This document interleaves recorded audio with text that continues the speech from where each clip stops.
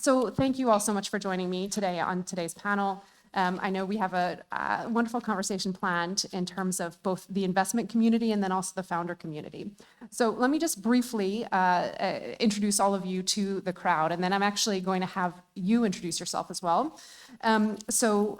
Michelle is an investor at Northzone. She works on venture capital collaboration across countries and across ecosystems, has been an investor in both Tier and in Einride. Is that how you say it? Einride, yeah. Then Fredrik is at EIT Urban Mobility, which is a both public and private organization, blends the two sources of funding and provides mobility tech investments in many geographies, which we'll learn more about. And then Andrea is our lone founder. So Andrea is the founder of Revolve, which is a micromobility startup. And maybe Andrea, while we wait until David joins us, why don't you tell me a little bit more about your company and organization and why you're joining this panel, since you're our sort of odd one out from a panelist perspective. Thanks for the introduction. Actually, we work more in inclusion accessibility.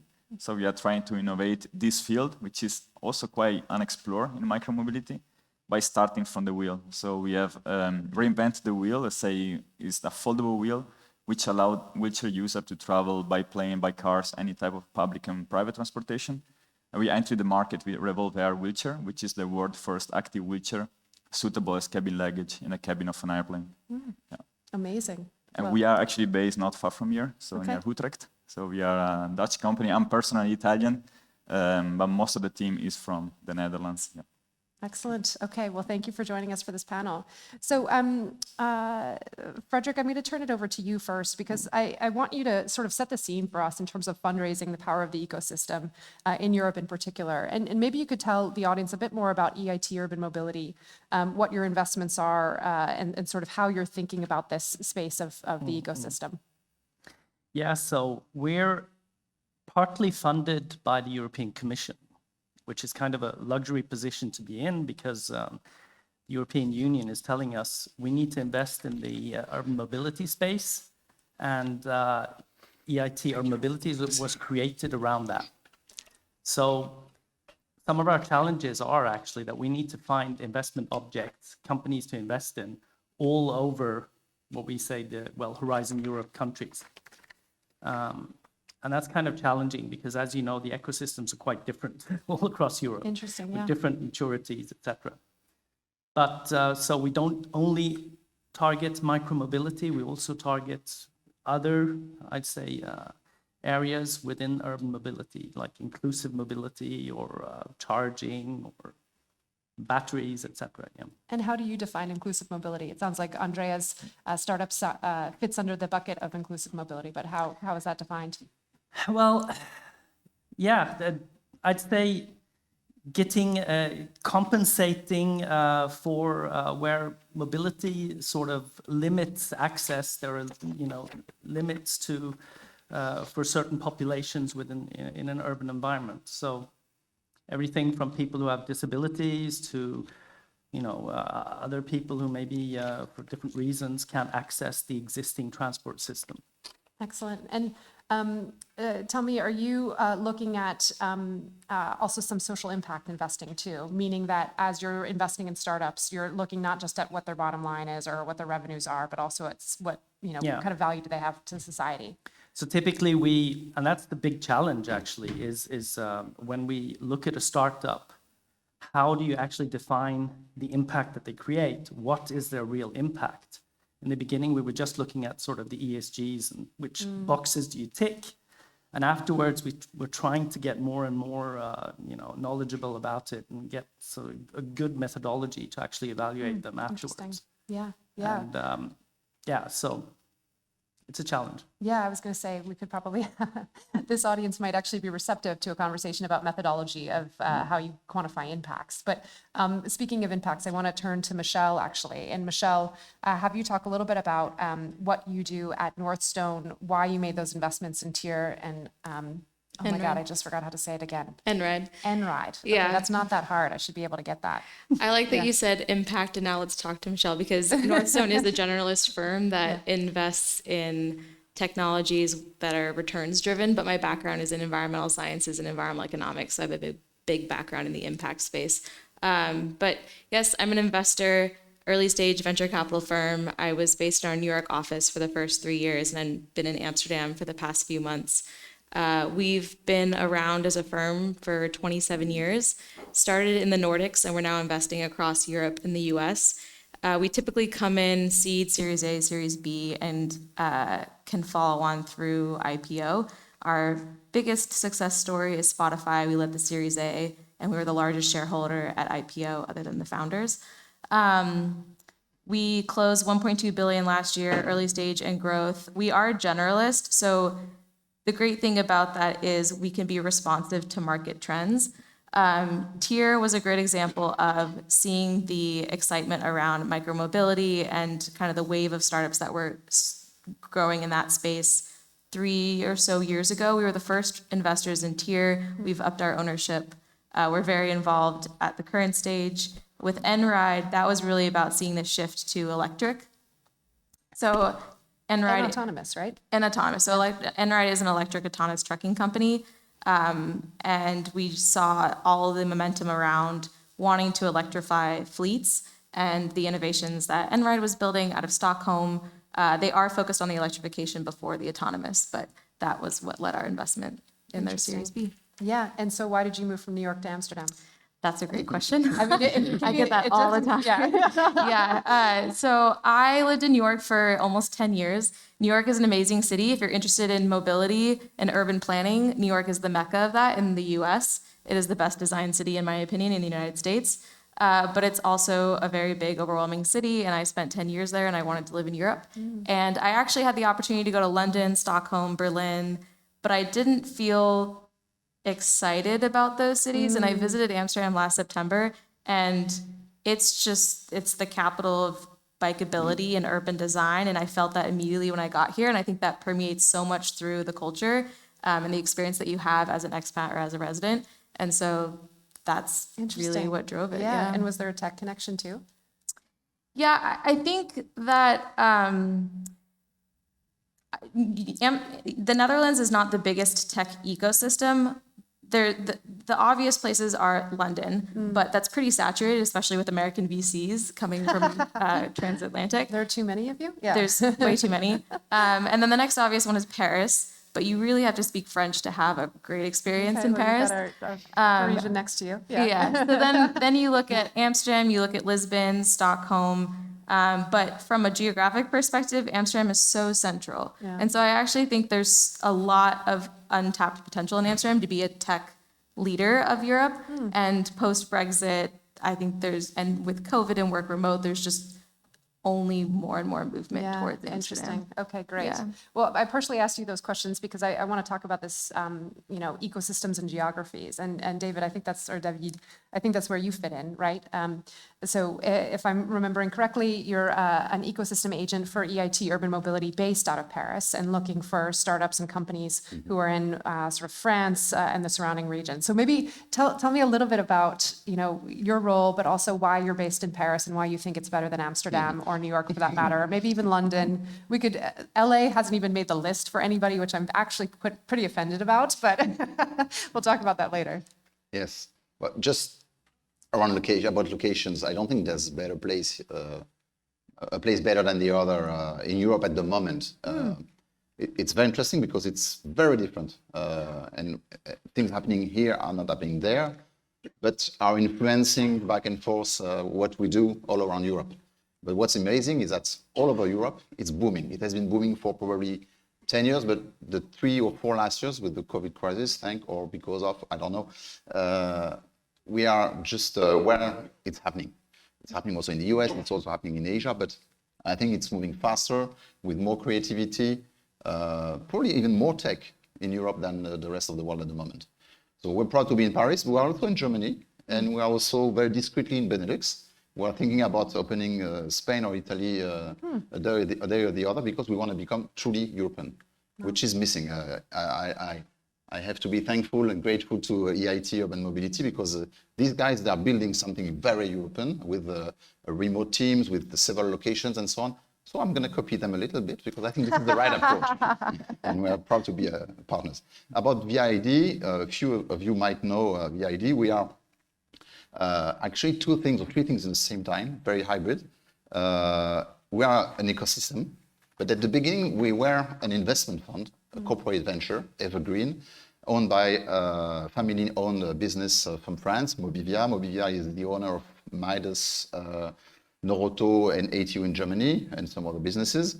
And 12 years ago, our chairman and CEO decided to invest in startups and also to develop new businesses with entrepreneurs, with startups, with tech, with a small ecosystem. And this is how year after year, we became an investment fund, a corporate venture, evergreen. We have something like 26 startups in portfolio at the moment. We had a bit more in the past, but I'm making sure we don't have too many because we don't want to be the biggest guy on earth. We are an ecosystem because this is how we screen the market. This is how we connect things, ideas, people, dots, whatever.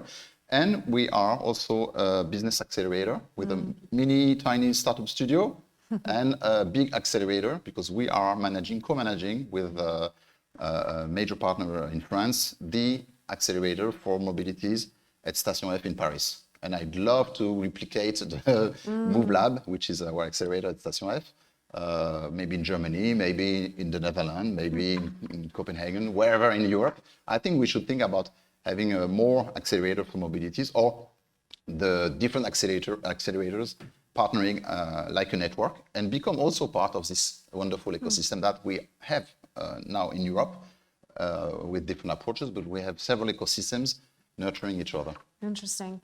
And you're starting to define the ecosystem, right? Which is, we're talking about investors, we're talking about startups, we're talking, well, we haven't talked about policymakers, but maybe they're part of the ecosystem. We're talking about venture studios, accelerators, et cetera. And Andrea, I want to come back to you actually and ask, as a founder, how are you taking advantage of this ecosystem? Yeah. Who are you plugging into? How are you tapping into that? It's a good question. I mean, ideally, our story is a bit different, maybe because I started the project as independent project, as I was mobility designer, and the idea was not to create a company. It was a project itself. What happened through social media, the project became global or viral in the Did it really? How many views? Sorry, again? I said how many views? It A few became viral. million, like 5 to 6 million. Oh my gosh, It was a Andrea. wheelchair, so Celebrity, yes. people were like, okay, it's a wheelchair, it's interesting. And what happened is that the network there became fundamental. Because through the network, the fairs, we were in different exhibitions like Viva Technology in Paris, most recently also in Israel through EIT for Access Accelerator. You get to know the people that you start to work with then. Network is important because it's kind of channeling to meet the right people in the right time. Otherwise, you get overwhelmed as a founder to speak with everyone and you don't know where you are going. So I think it's really important to understand who is going to help you and partnering for long term because it's a long ride, it's a marathon. And then for sure, more you are present in events and more you are advocating new technologies, more can happen.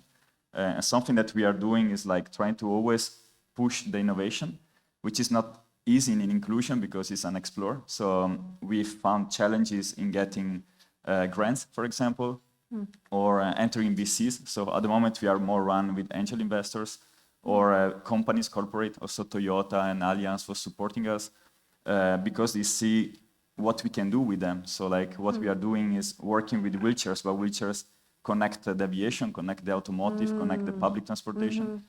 And that's, for us, is a plus that we are trying to explore to a scale, basically, in an organic, sustainable way. So it's a kind of unique story in the micromobility, but we are really excited about it, and we are trying to open new frontiers. Yeah, interesting. Yeah, it makes me think, actually, I don't spend that much time at the airport or at airports, period, which is great. But one of the things that I find really fascinating about the LAX airport, and I'm sure it's true in other places, is some of the most inefficient processes within the airport are finding wheelchairs and trying to get wheelchairs to planes.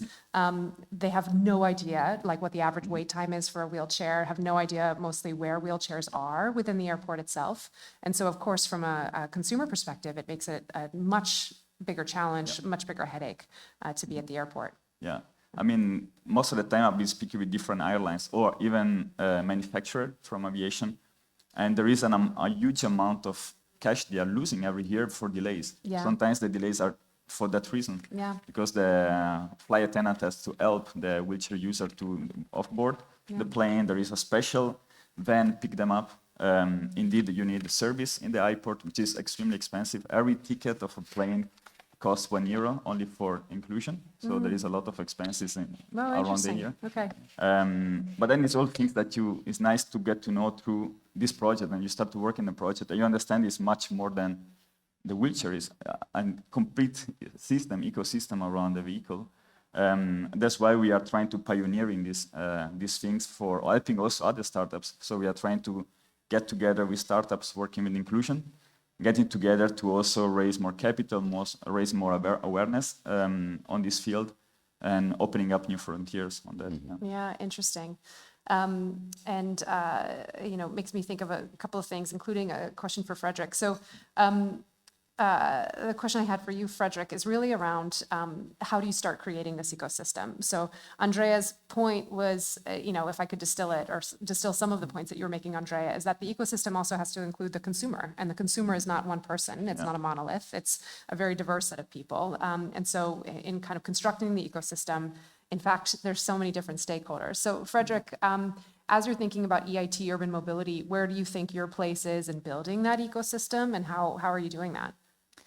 I mean, I think it's kind of interesting because sort of we've noticed, I don't have any statistics about it, but having the European perspective makes us a very different kind of animal than many of the local or the national ecosystems out there. And as an example, I'd say that if we look at our investment calls, so okay, we're European Union, this kind of stuff. And so obviously we have a bureaucratic process for startups to apply for funding, but they apply from all over Europe. And one thing we're kind of noticing is that we see a lot of, I'd say, non-typical names of the founders for the startups from the countries. And we're kind of reflecting on that. Why is that? Well, it's because probably, and this is just very but we think it's because the local ecosystems are very strong in many of the countries, and they tend to attract people through the same channels. Like in some countries, education and what school you went to is really, really important.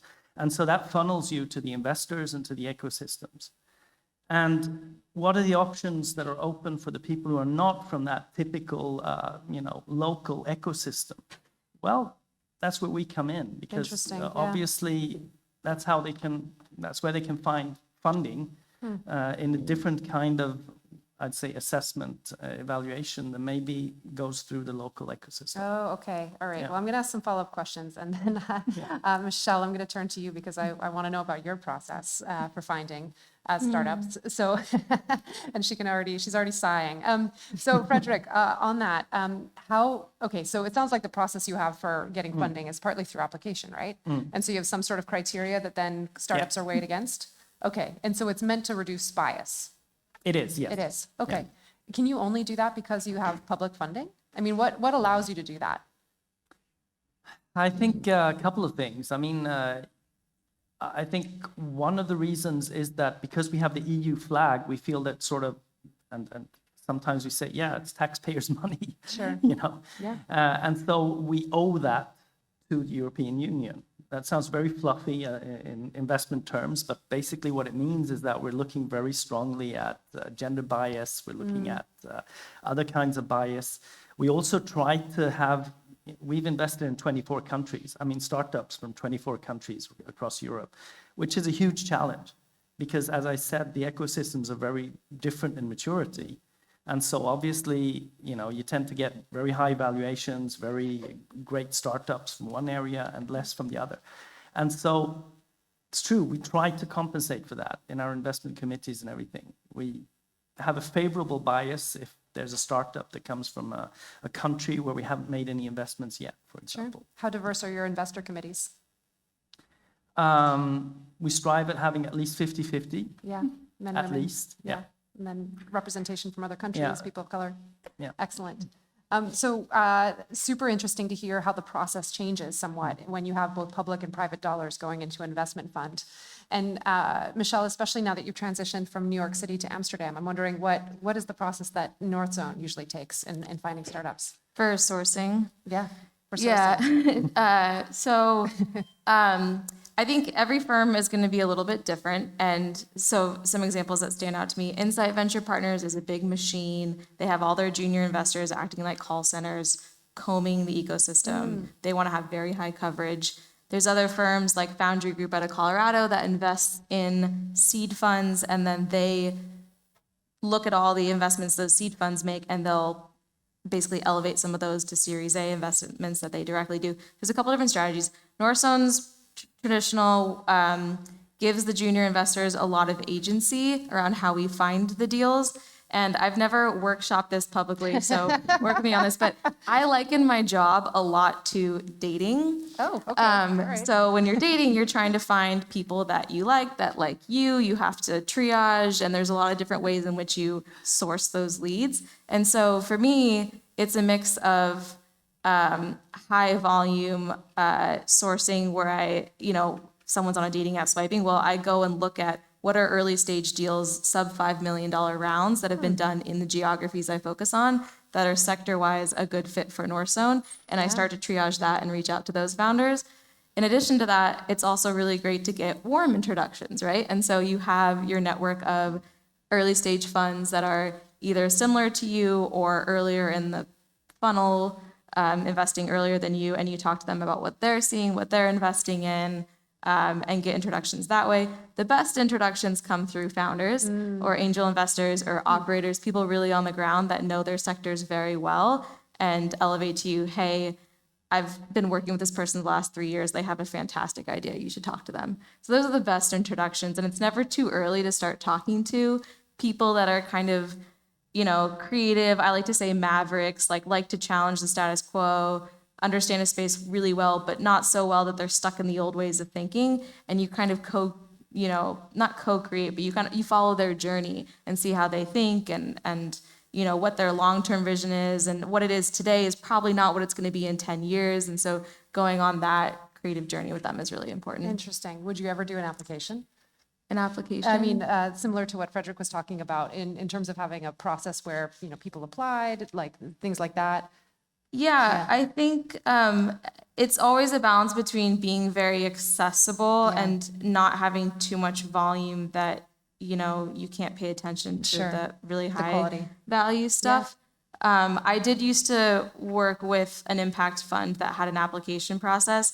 And I do think it's very important I try to make myself accessible. Yeah. I don't have a formal application process, but in my communities, people know I'm not going to judge you. Come talk to me. If I don't want to invest in you, I will connect you to other people that might want to invest in you. And so making yourself very accessible, I think, is not equivalent, but a means of getting to a similar end. Sure. And then you were mentioning that you work, well, actually, it sounds like you have multiple jobs, multiple hats. But in terms of your work on the venture studio side of things and on the accelerator side of things, how do you prepare the startups that you're working with for investment, especially for places that are as different as, Northzone from EIT Urban Mobility? I'd say there are a few basics or mandatory steps. First of all, we make sure that these startups and entrepreneurs are fully aware and fully prepared. At least a clear vision, a clear pitch, a clear business plan, and so on. Most of the time, they are aware and they are prepared, but the important thing for me is that to be fully aware and fully prepared. Sure. And to be able to interact with different kind of VCs, different kind of investors, not only VCs, not necessarily VCs, depending on the stage or depending on the business scene. Sometimes it's corporate venture or even corporate investing directly, even in early stage startups. It's happening so often, but it's happening. So we prepare them and we check that they are prepared. Second thing, we make sure that the VCs, the corporate venture, the corporate, the business angels and other kind of investors will come and will meet the startups. That's part of our job. That's exactly something you do as well. That's something you are doing as well. We do it a different way because we are a very hybrid organization, because we are ourselves an investor, but a very unusual and long-term investor. I think we are recognized and we are attractive, and we partner easily with all kind of other investors, and they come to us easily, and they come to our accelerator or our venture studio or startup studio programs or all kind of initiatives we're launching. For instance, we've launched with the European Parliament, and EIT Urban Mobility is also part of it, the European Startup Prize for Mobility 5 years ago. This year is going to be probably the biggest edition ever. Even in that European Startup Prize for Mobility, we prepare the startups for funding the same way. We make sure that the investors are aware and will come. So it's both ways. That's what I call the basics and the mandatory steps. The startups be prepared and the investors be aware and willing to come. Then on top of that, we make sure the startups talk easily and freely with each other, because that's how, in many cases, they learn much faster, they avoid mistakes or traps. That's the defensive approach, or that's how they connect to investors, or they find ideas, they pivot maybe faster, or they simplify their approach, getting tips or experience or feedback from other startups, from entrepreneurs themselves. And for me, this is also priceless. And this is why an ecosystem is also working. Interesting. Yeah, I like that point a lot about how startup founders learn from each other. Andrea, do you have like I'm going to use an American phrase, but a kitchen cabinet, like a group of people, startup founders that you go to ask questions? Yeah, I mean, absolutely. You do? Okay, who are they? Are they in the room? No, but, you know. Your friends are not here? Yeah. I wish. What kind of friends are these? But yeah, I mean, it's absolutely the most important thing, because you go through sometimes the same path, and sometimes you can avoid a lot of struggle, because let's be honest, there is a lot of struggle to get to the first steps and pre-seed, seed, and so on. And the other founder can really support you in that. Also mentally, you know, like to get ready and strong to go forward. And most recently, during our trip in Tel Aviv, organized by EIT, we managed to speak with a lot of startups in inclusion, accessibility, and apart that you have amazing technologies that can be combined with a lot of different type of transportation as well, for blind people, for people in wheelchair. I realized that we have the same topic, that we can work together and understanding how we can create new opportunities. I mean, we were last year winner of the European Startup Prize for Mobility. Congratulations. Thank you. Yeah, that's awesome. Yeah, I feel like, should we give him a round of applause? Big deal. Also, we realized what can be working in inclusion and accessibility, what we need to do. We were in Brussels as well, in the European Parliament, speaking with a lot of commissioner on the topics. And then we have to make new rules, basically, because, again, it's a sector that is unexplored. So it's important also to get as fast as possible to get public money to innovate in this field. Because only by propelling these things we can also support different typology of micromobility, and why not combination of bike, wheelchairs, artificial intelligence, lidars, autonomous. There's a lot of we can do together, and you can do that only by knowing other founders. So definitely I would like to see more hubs around Europe where you can meet founders, discuss the topic openly with them. Yeah. Then to be, why not, ready in big alliances like what happened in automotive. If you see Stellantis, General Motors, of course in a smaller scale, but that can happen for startups as well. And that would be super important. Like we are trying to do that in our sector, starting from scratch, but that can definitely help the future. Yeah. So kind of reading between the lines of some of what you're saying too, I mean, your company spans inclusive mobility, micromobility, probably some like healthcare tech. Yeah. And I'm thinking if there's another category that I want to put in here. Let's just call those the three categories, and you're sort of the Venn diagram of all of them. So it's when we talk about ecosystems, you know, we have to talk about too where are the sort of linkages between ecosystems, and how can you plug into many? Because I'm sure that helps you with getting investment. Yeah. Do you want to respond to that? Otherwise, No. Yeah.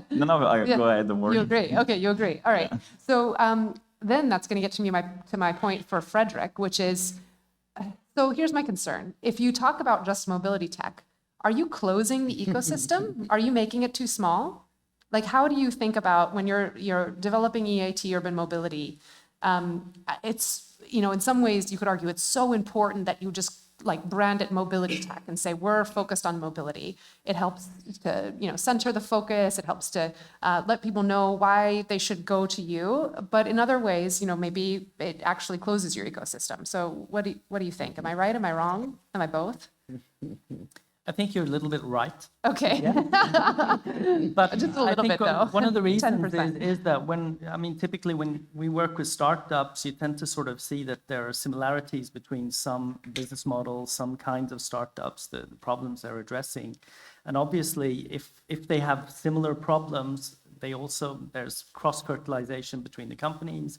You can get a lot of positive, consequences or outputs from that. But we strive to limit it, of course, because it's kind of, and it's good for us because it enables us to really focus on that. But I think in many cases we end up sort of, do we do deep tech? Do we do AI? Do we do? We could focus on so many other things that are related to urban mobility, but they're also related to 1,000 other things. So I find that, I think, obviously we need to do that. I'm not saying that the industry needs to do that, but we as an organization need to do that. So Michelle, you all do more than just mobility tech. Yes.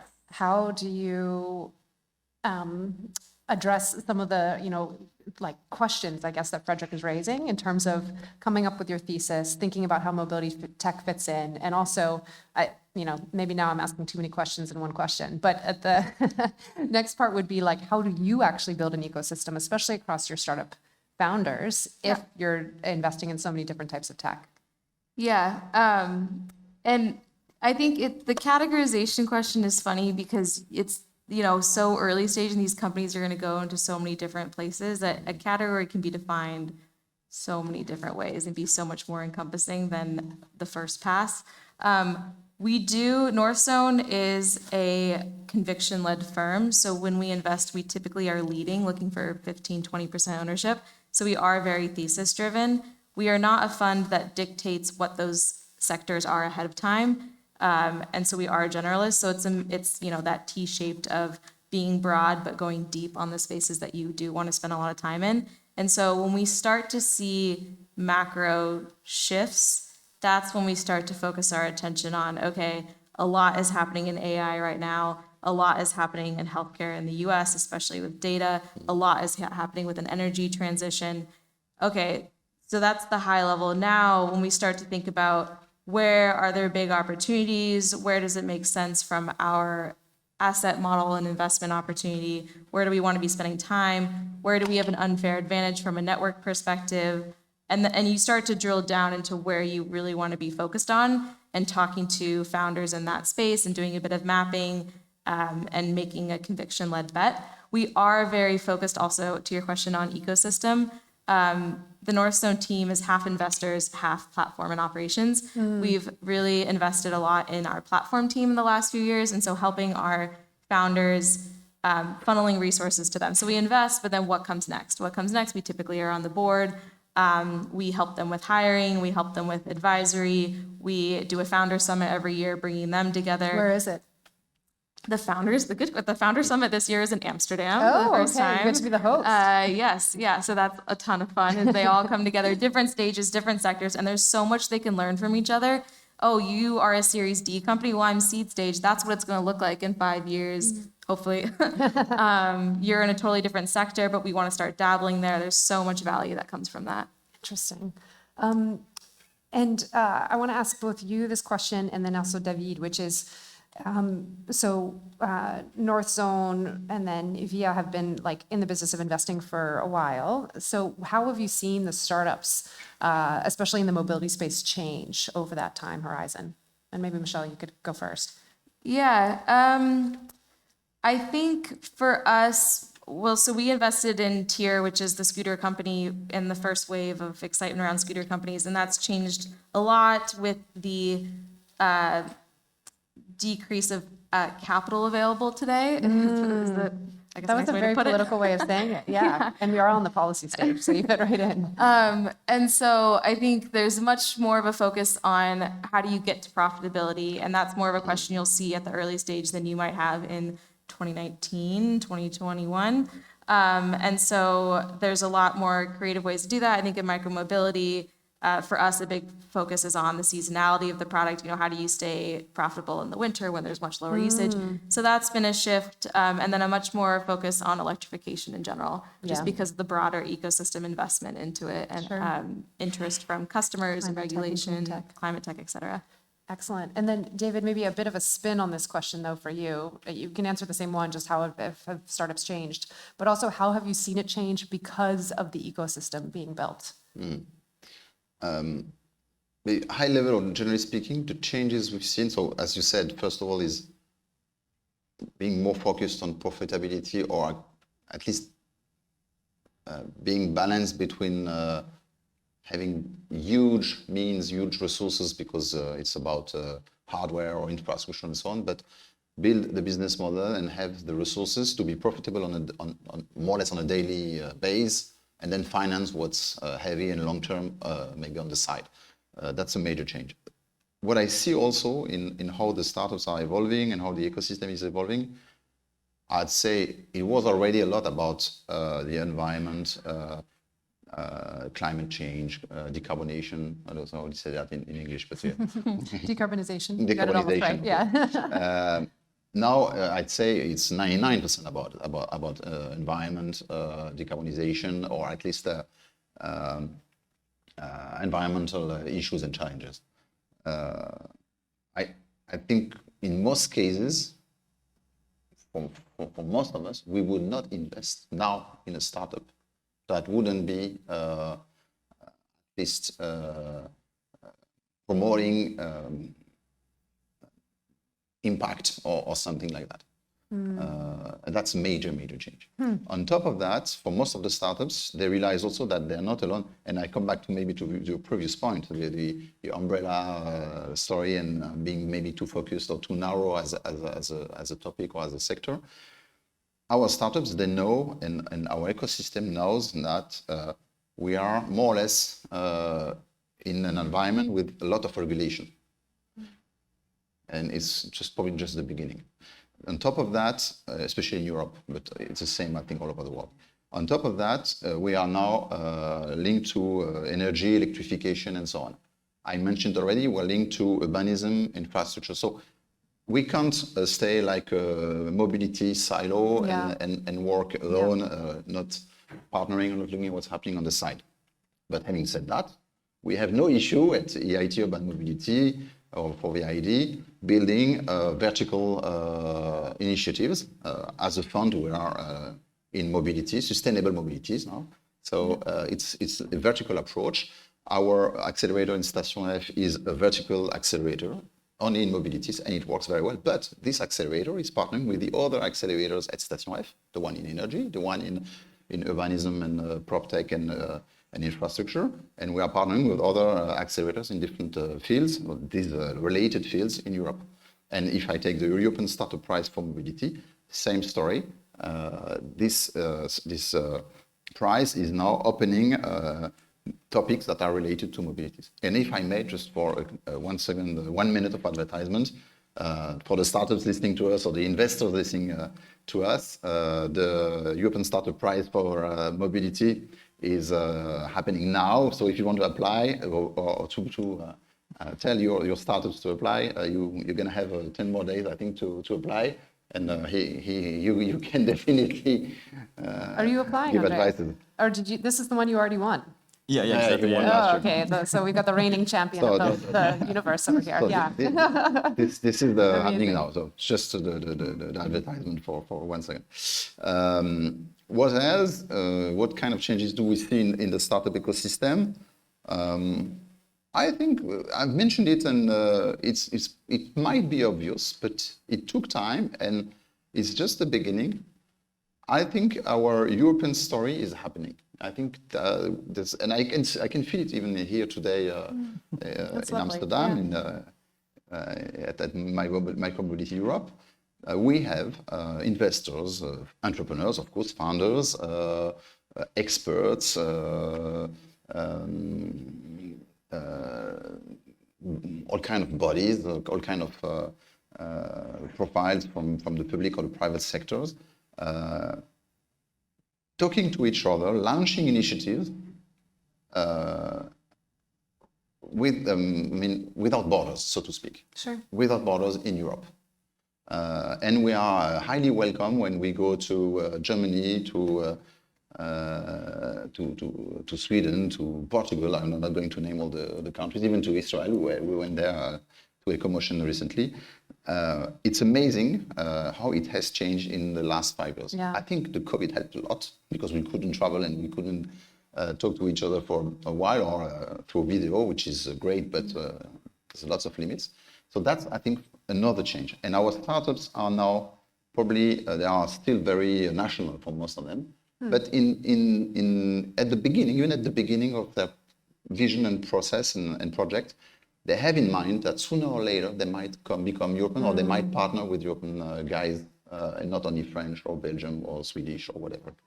And I've seen that change and I think it's happening and I hope it's going to become even bigger and even stronger. So interesting. I'm going to take MC's prerogative and maybe ask one more question to Mocellin and Fredrik, and then have Andrea have the last word on this particular question.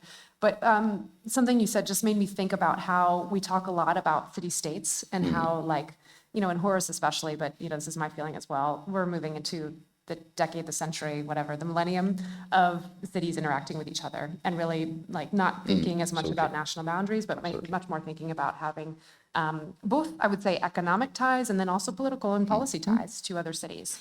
So with that said, because we are on this, you know, policy stage, I want to ask one final question, which is how can regulators help? You know, how can regulators help in terms of developing the ecosystem, in terms of making these big bets in mobility tech? And I forget what order I said I would do it, but let's go Fredrik first, and then Michelle, and then Andrea. You go first. You know the topic better. Yeah. Well, I think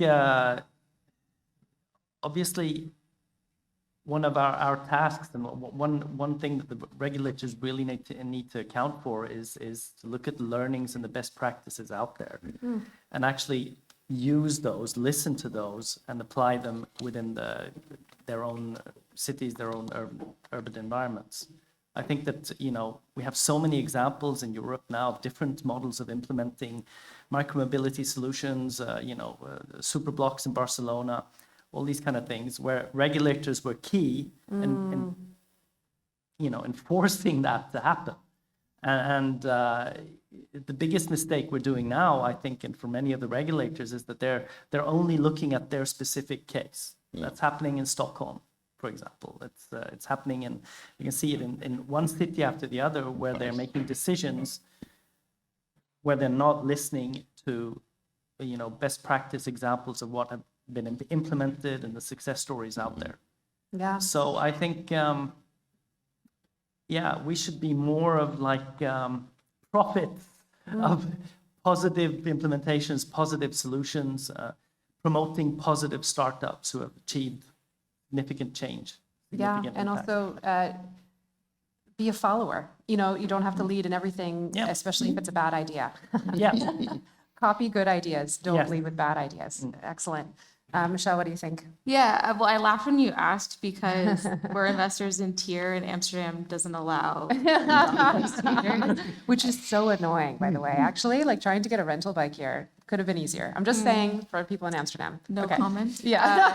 I think in general, like, so there's always examples of regulators being roadblocks, but at the same time, we're also investors in Enride, and they are, you know, electric, but Amsterdam has tons of electric charging blocks everywhere. And I think just in general, regulators are not the most quick to change. And I'm not saying that's the way the government should be run, but what innovation is all about change. And the human instinct is to not want to change. And so being open to new ways of living and building and working is, I think, an important mindset and hat to have on when you think about startups. Yeah, and I might pivot that a little bit and say, regulations are not quick to change, but regulators actually can be.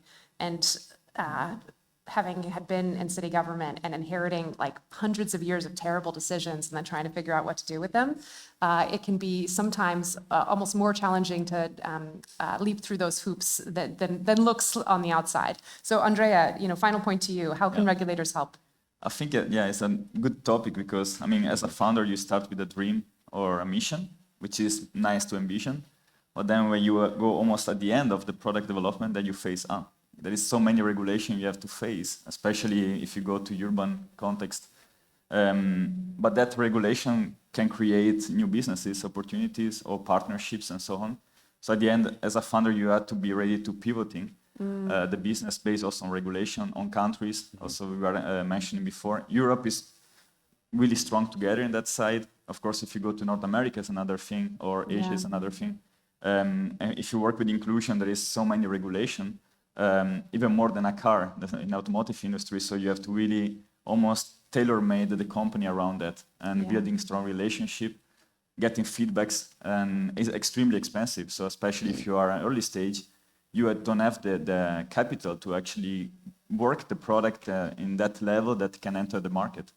And that's what we are trying to do now, entering the market as soon as possible to prove the market validation and working to regulation together with regulator. So also we were again in Brussels a few months ago speaking about that, because we don't know what is happening next.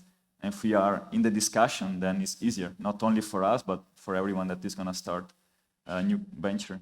Yeah, so interesting. So a couple of points I want to end this panel on, which is pace and flexibility of regulation needs to change to match innovation in startups, and to both challenge them to be innovative, but also to actually match the pace of innovation.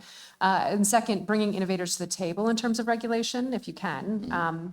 And then third would be to not lead with the worst, but copy the best. So with that said, I want to thank all of the panelists for being part of this very smart, very dynamic panel on fundraising and the power of the ecosystem. Let's give them a round of applause.